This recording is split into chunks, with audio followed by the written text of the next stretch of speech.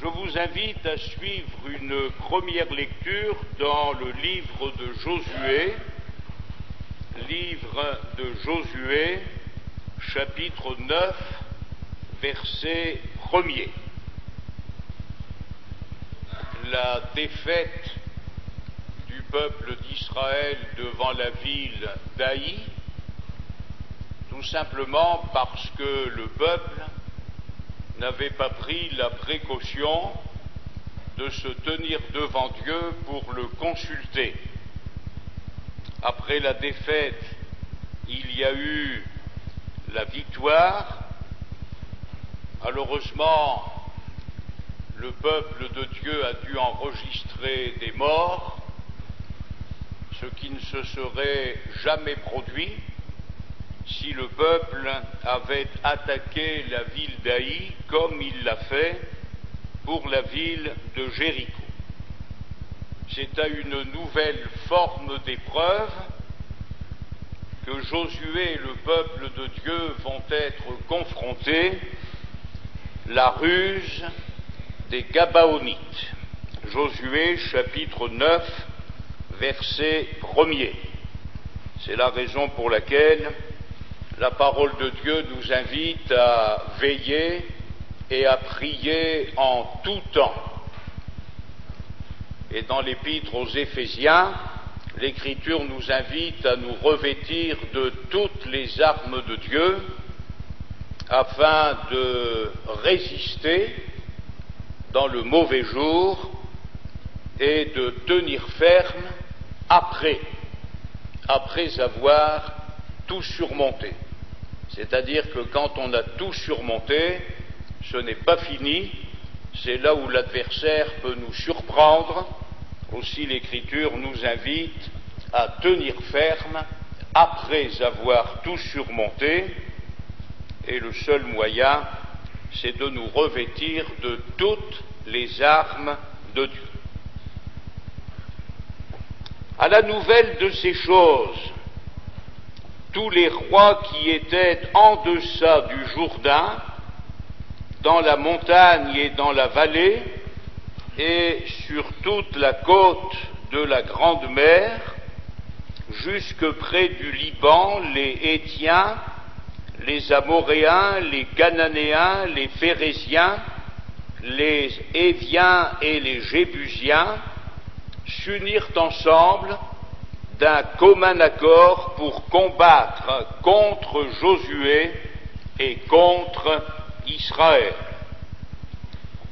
Les habitants de Gabaon, de leur côté, lorsqu'ils apprirent de quelle manière Josué avait traité Jéricho et Haï, eurent recours à la ruse et se mirent en route avec des provisions de voyage. Ils prirent de vieux sacs pour leurs ânes et de vieilles outres à vin déchirées et recousues. Ils portaient à leurs pieds de vieux souliers raccommodés et sur eux de vieux vêtements, et tout le pain qu'ils avaient pour nourriture était sec et en miettes. Ils allèrent auprès de Josué au camp de Gilgal, et ils lui dirent ainsi qu'à tous ceux d'Israël: nous venons d'un pays éloigné, et maintenant faites alliance avec nous. Les hommes d'Israël répondirent à ces Héviens: peut-être que vous habitez au milieu de nous, et comment ferions-nous alliance avec vous?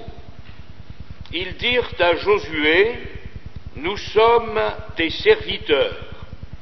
Et Josué leur dit: qui êtes-vous et d'où venez-vous?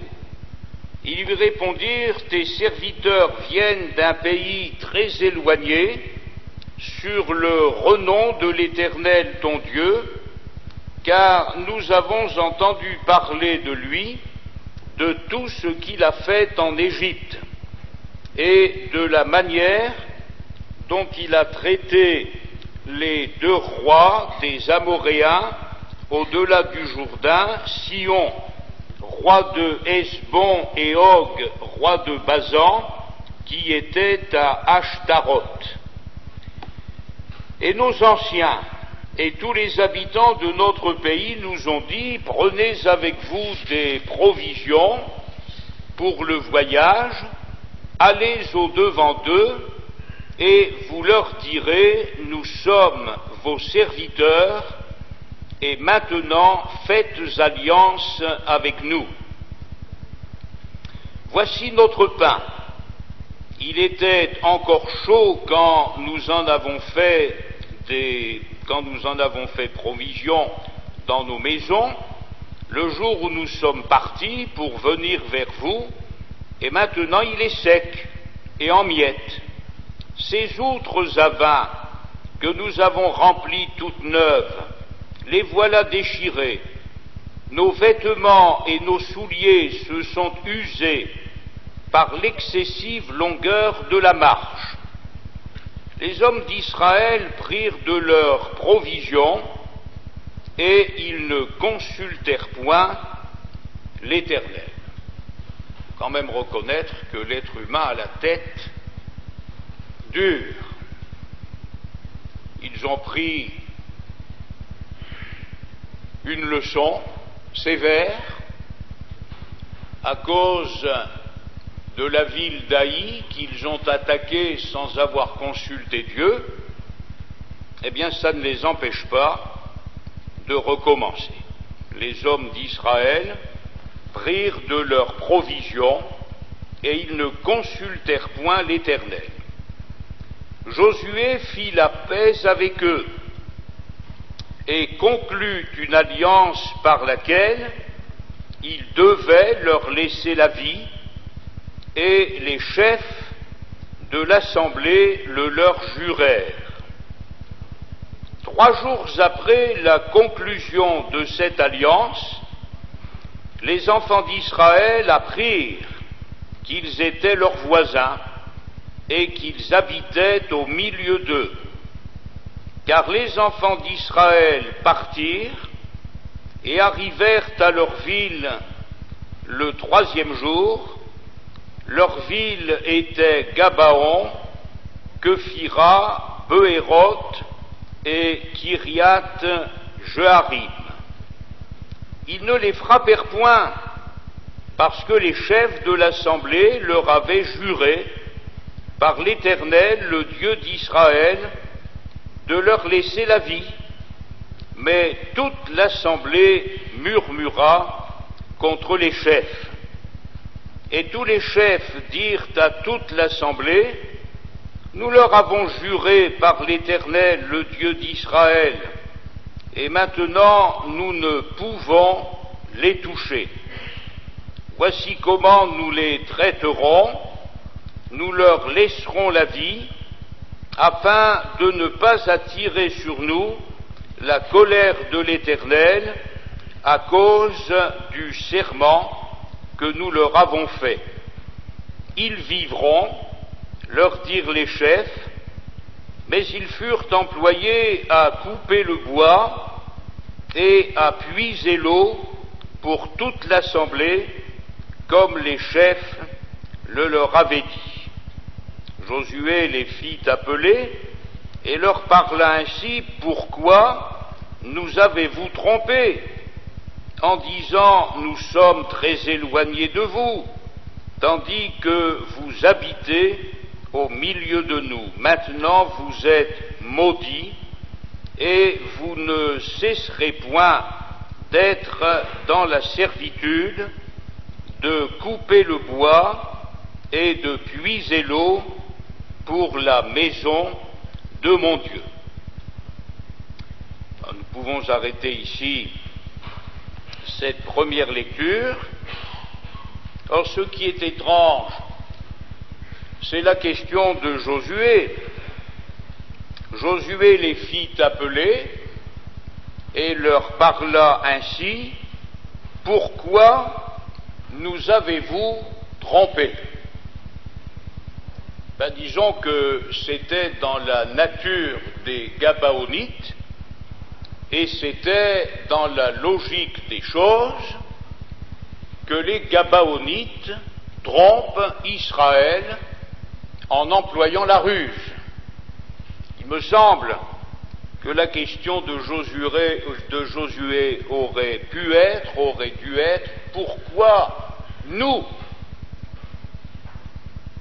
pourquoi nous sommes-nous trompés en étant victimes de la ruse des Gabaonites? Et à ce moment-là, ils avaient la réponse toute prête. Vous vous êtes trompés, toi Josué, vous les chefs d'Israël, vous vous êtes trompés parce que vous n'avez pas consulté l'Éternel. Et ce qui était vrai au temps de Josué est vrai de nos jours encore. Nous nous tromperions beaucoup moins et nous serions bien moins trompés par le diable et ses acolytes si nous avions pour bonne habitude de consulter l'Éternel et de prendre le temps d'obtenir de sa part une réponse. Alors, avant d'en venir au second livre de Samuel, lisons dans l'épître de Jacques,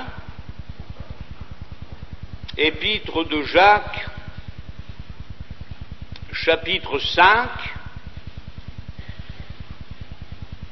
épître de Jacques, chapitre 5, verset 12. Jacques, chapitre 5, verset 12. Avant toute chose, mes frères, ne jurez ni par le ciel, ni par la terre, ni par aucun autre serment, mais que votre oui soit oui, et que votre non soit non, afin que vous ne tombiez pas sous le jugement. Relisons ce verset, s'il vous plaît. Avant toute chose, mes frères, ne jurez ni par le ciel, ni par la terre, ni par aucun autre serment, mais que votre oui soit oui, et que votre non soit non, afin que vous ne tombiez pas sous le jugement. Et c'est un texte qui vient juste avant le passage qui dit « Quelqu'un parmi vous est-il dans la souffrance qu'il prie? Quelqu'un parmi vous est-il malade qu'il appelle les anciens de l'Église, afin que vous ne tombiez pas sous le jugement, que votre oui soit oui. » Quand le Seigneur Jésus a tenu le même langage, il a dit ceci: tout ce qu'on y ajoute vient du malin. Il n'est pas question de jurer ni par la terre, ni par le ciel, que votre oui soit oui, que votre non soit non. Tout ce qu'on y ajoute vient du malin. Et Jacques, inspiré par le Saint-Esprit, nous dit « afin que vous ne tombiez pas sous le jugement ». Nous vivons dans un monde, vous le savez tout aussi bien que moi, qui ne sait plus ce qu'est la parole d'honneur. Le mensonge existe dans le monde depuis le Jardin d'Éden, mais nous avons quand même connu une époque dans la deuxième moitié du XXe siècle où l'être humain savait ce qu'était la parole d'honneur. Et même chez les inconvertis, il y avait des gens, hommes ou femmes, jeunes gens, jeunes filles ou personnes âgées, qui avaient le sens de l'honneur. leur oui était oui, leur non était non. Aujourd'hui, ce n'est plus le cas. Le monde a tourné le dos à l'honneur, le monde a tourné le dos à la parole d'honneur. Et ça va beaucoup plus loin que la parole, puisque même les écrits, les signatures ne signifient plus rien. Beaucoup prennent des engagements écrits et ils ne respectent même pas leur signature.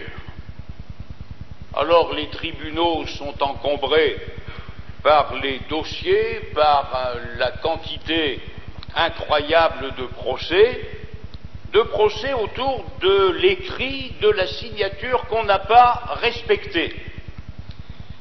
Eh bien, il faut que nous sachions, entre autres à la lumière de ce texte de l'Écriture, que le chrétien ne peut régner dans la vie que dans la mesure où il a le sens de la droiture. Le chrétien ne peut régner dans la vie que dans la mesure où il est un homme vrai. Le psalmiste disait à Dieu, si tu m'éprouves, si tu me sondes, tu verras que la parole qui sort de ma bouche n'est pas autre que ce qu'il y a dans mon cœur. Et ça fait partie du règne du chrétien par Jésus-Christ lui seul. Si tu me sondes, si tu m'éprouves, eh bien tu verras que la parole qui sort de ma bouche n'est pas autre que ce qu'il y a dans mon cœur. Régnons donc, mes frères et sœurs, dans la vie par Jésus-Christ lui seul,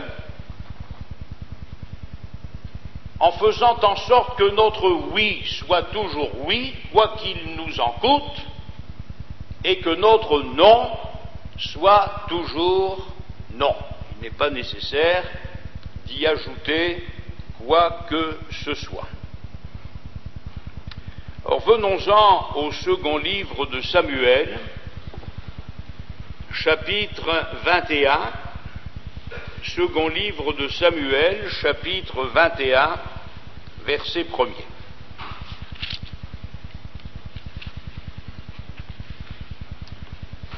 Second livre de Samuel, chapitre 21, verset 1er.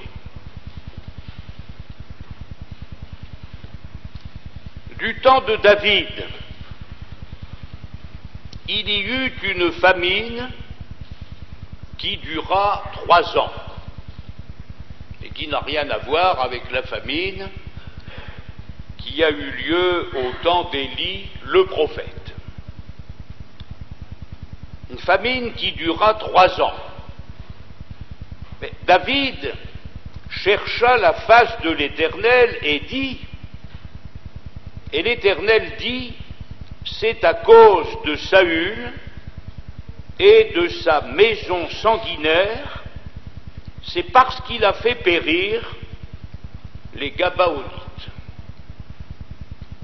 Pourtant, les Gabaonites ont été au sein de la nation d'Israël comme un peuple maudit. Josué le leur a dit, nous respecterons notre parole à votre égard.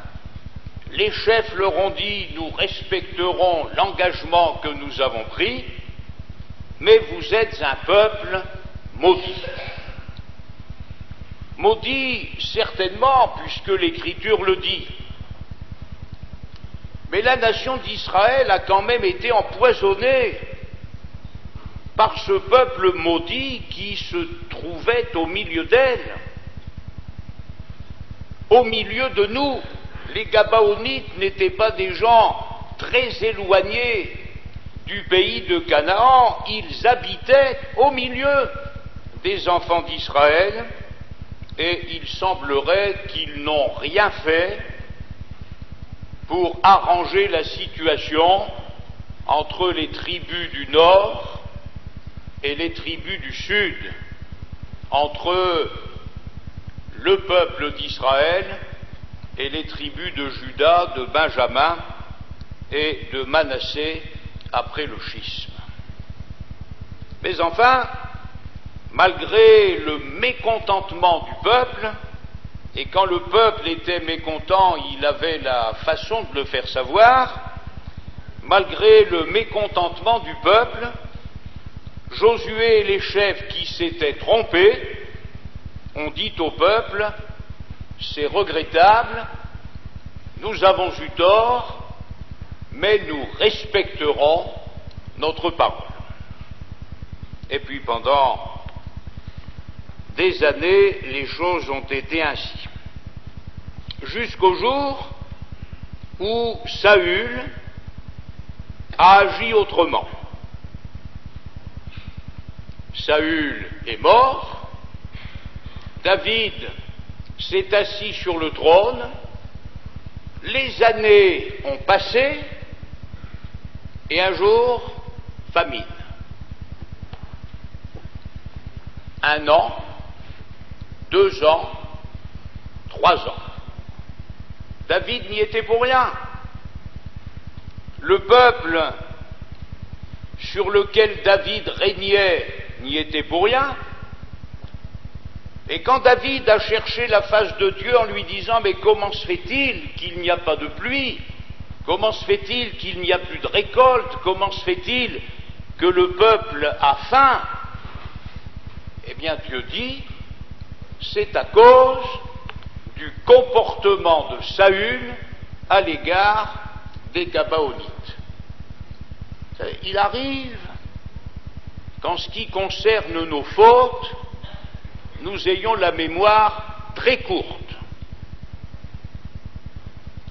Mais quand la Bible dit: sachez que votre péché vous retrouvera, eh bien, après la mort de Saül et après des années de règne de David, le péché de Saül a retrouvé le peuple.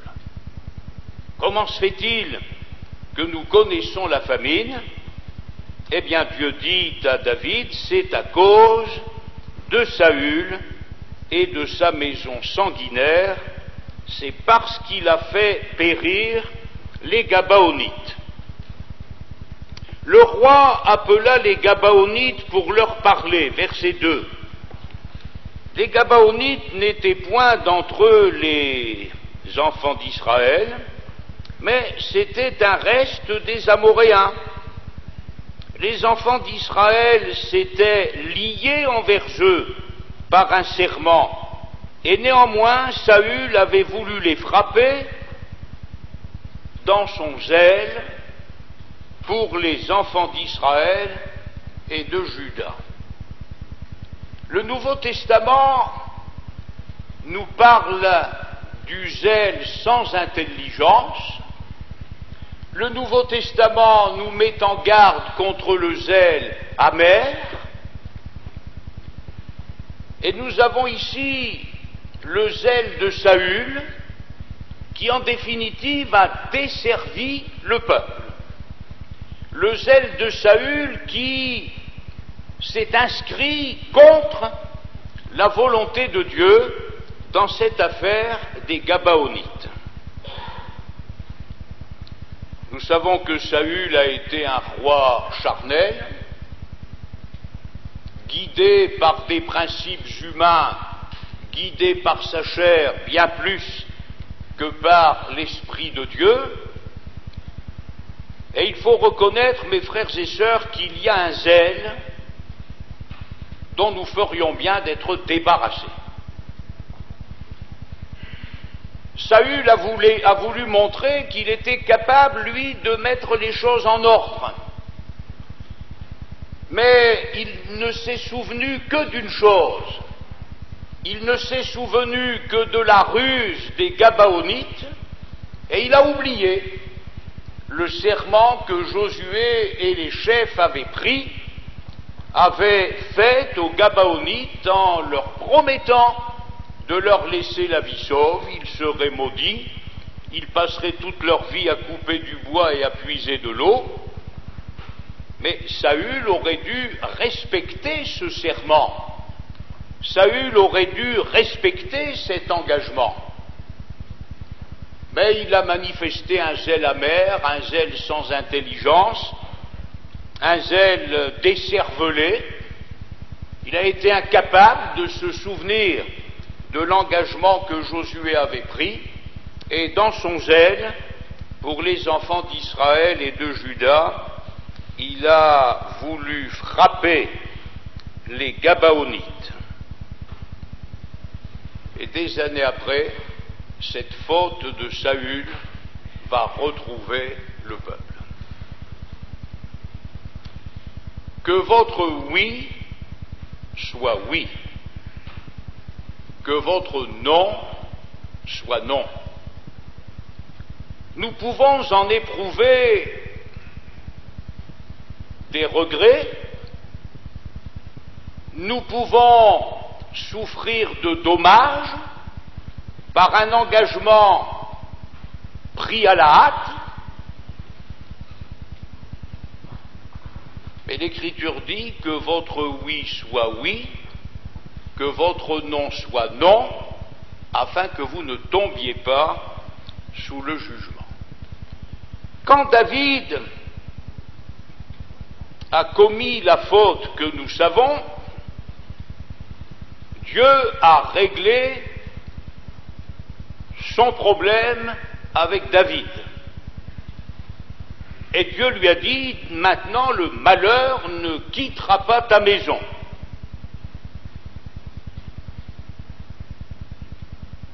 Dieu n'est pas celui qui laisse les choses traîner. Nous avons des poubelles dans lesquelles nous jetons un tas de choses, et nous nous imaginons que certaines situations vont être réglées comme ça parce que nous les avons mises à la poubelle. Et quand David a commis sa faute avec Bathsheba, il s'en est expliqué avec Dieu. Et David a dit à Dieu, j'ai péché. J'ai péché, de telle sorte que tu seras juste dans ta sentence et sans reproche dans ton jugement. Parfois, nous cherchons les obstacles dans notre vie spirituelle dans des choses grossières, parce que nous pensons, comme les pharisiens, que, hors certains péchés, tout le reste on peut le faire et on peut le dire. Bien, l'Écriture nous montre que non. Non. Ceux et celles qui veulent régner dans la vie avec Jésus-Christ ne peuvent pas dire, ne peuvent pas faire n'importe quoi sous prétexte de la grâce, sous prétexte du pardon de Dieu, de la bonté de Dieu, de la miséricorde de Dieu. Et nous devons veiller, mes frères et sœurs, au péché de la langue, parce que notre langue empoisonne souvent nos relations avec Dieu et nos relations avec nos frères et sœurs. Veillez à notre oui, 3 lettres. Veillez à notre non, et à partir du moment où nous avons dit oui, à partir du moment où nous avons dit non, quoi qu'il nous en coûte, nous devons être des hommes et des femmes de parole. Et c'est parce que Saül a cru qu'il pouvait faire en Israël la pluie et le beau temps, qu'il s'est dit, bon, les Gabaonites n'auraient jamais dû être au milieu du peuple d'Israël, je vais m'occuper de leur cas, je vais les supprimer. Eh bien, il a commencé à agir de cette manière avec les Gabaonites. Saül est mort, les années ont passé, et quand David a demandé à Dieu pourquoi le pays connaît-il la famine, mais Dieu dit c'est à cause de ce que Saül a fait aux Gabaonites. Alors je sais très bien que nous nous réfugions très vite dans la grâce. Nous sommes sous la grâce, nous n'avons plus rien à faire avec la loi, les Gabaonites nous tirons un trait dessus, le jugement d'Israël et de Juda à cause de ce que Saül a fait, c'est l'Ancien Testament, mais que votre oui soit oui et que votre non soit non, ce n'est pas l'Ancien Testament, c'est le Nouveau. Et quand Jésus dit ne jurez ni par le ciel, ni par la terre, ni par Jérusalem, ni par aucun autre serment, il dit tout ce qu'on y ajoute vient du malin, du diable. Et ça, ce n'est pas l'Ancien Testament, c'est l'Évangile. Alors prenons au sérieux la parole de Dieu et ne jouons pas avec notre parole. Oui, il faut que ce soit oui. Et quand on dit non, il faut que ce soit non. Et l'Écriture ajoute, afin que vous ne tombiez pas sous le jugement. Quelqu'un parmi vous est-il dans la souffrance qu'il prie? Non pas pour réciter à Dieu une prière, mais peut-être pour lui dire, comme David, Seigneur, que se passe-t-il? Que se passe-t-il dans ma vie? Qu'y a-t-il entre toi et moi? Quelqu'un est-il dans la souffrance qu'il appelle les anciens de l'Église? Et si nous faisions comme David, que nous apprenions à consulter Dieu quand la pluie ne tombe pas pendant 3 ans et que c'est la famine, il y a certainement des choses qui se régleraient et qui iraient mieux dans notre vie, dans nos couples, dans nos foyers et dans l'Église.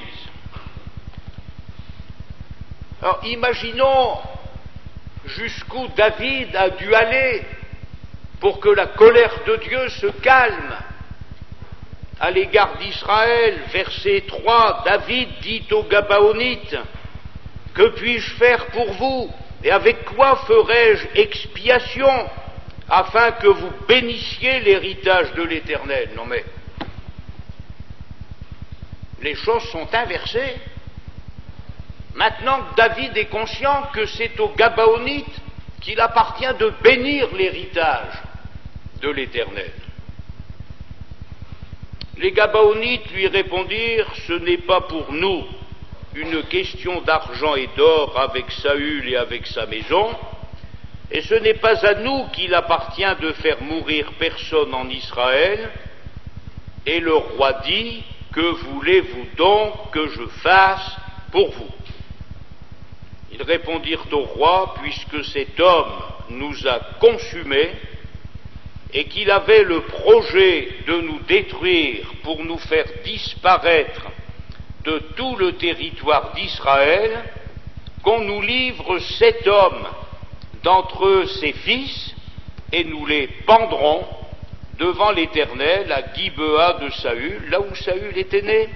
Nous les pendrons devant l'Éternel à Gibea de Saül. » Ils sont quand même conscients, ces Gabaonites, que Saül avait été l'élu de l'Éternel. Et le roi dit, « Je les livrerai. » Le roi épargna Méphibosheth, fils de Jonathan, fils de Saül. Remarquons la différence de comportement. Le roi épargna Méphibosheth, fils de Jonathan, fils de Saül, à cause du serment qu'avaient fait entre eux devant l'Éternel David et Jonathan, fils de Saül. Mais le roi prit les 2 fils que Ritzpa, fille d'Aja, avait enfanté à Saül Harmonie et Méphibosheth, donc un autre Méphibosheth, et les 5 fils de Mérab, fille de Saül, avaient enfanté à Adriel de Mehola, fils de Barzillai, et il les livra entre les mains des Gabaonites, qui les pendirent sur la montagne devant l'Éternel. Tous les 7 périrent ensemble. Ils furent mis à mort dans les premiers jours de la moisson, au commencement de la moisson des orges. Ritzpa, fille d'Aja, prit un sac et l'étendit sous elle contre le rocher, depuis le commencement de la moisson jusqu'à ce que la pluie du ciel tombe sur eux. Et elle empêcha les oiseaux du ciel de s'approcher d'eux pendant le jour et les bêtes des champs pendant la nuit. On informa David de ce qu'avait fait Ritzpa, fille d'Aja, concubine de Saül. Et David alla prendre les os de Saül et les os de Jonathan son fils chez les habitants de Jabès en Galaad, qui les avaient enlevés de la place de Beth-Shan, où les Philistins les avaient suspendus lorsqu'ils battirent Saül à Gilboa. Il emporta de là les os de Saül et les os de Jonathan son fils, et l'on recueillit aussi les os de ceux qui avaient été pendus.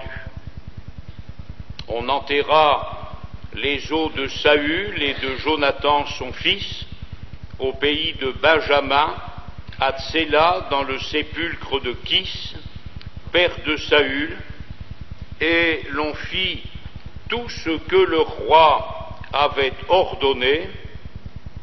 Après cela, Dieu fut apaisé envers le pays. Après cela, Dieu fut apaisé envers le pays. C'est-à-dire que le peuple a retrouvé la paix avec Dieu,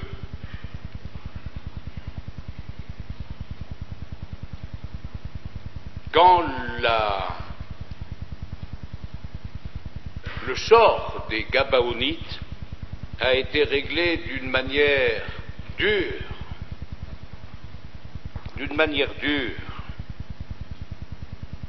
Avec quoi ferai-je l'expiation, leur dit David. Avec quoi ferai-je l'expiation, afin que vous bénissiez l'héritage de l'Éternel?